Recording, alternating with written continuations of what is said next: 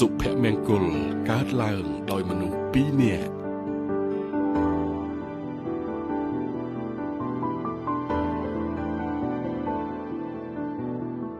យើងចំណាយពេលវេលាជាមួយគ្នាដើម្បីក្តីស្រឡាញ់និងការចងចាំល្អ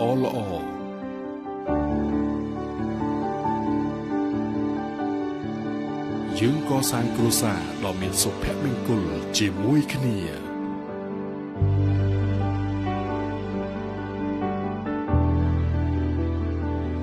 យើងចែករំលែកជាមួយគ្នាដើម្បីជីវិតកាន់តែមានភាពរីករាយ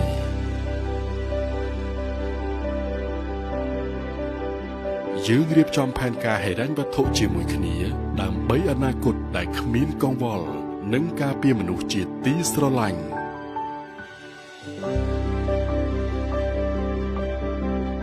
យើងបង្កើតភាពជោគជ័យជាមួយគ្នាដើម្បីមនុស្សជាទីស្រឡាញ់និងសម្រេចក្តីប្រាថ្នាយើងសាងអនុស្សាវរីយ៍ជាមួយគ្នាដើម្បីមរតកនៃក្តីស្រឡាញ់យើងបង្កើតស្នាមញញឹមជាមួយគ្នា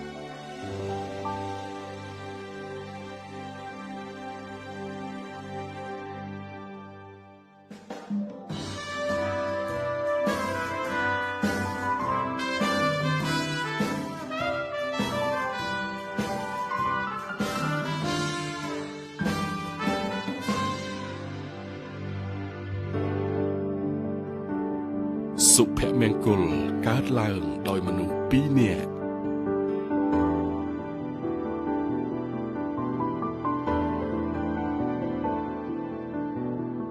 យើងចំណាយពេលវេលាជាមួយគ្នាដើម្បីក្តីស្រឡាញ់និងការចងចាំល្អ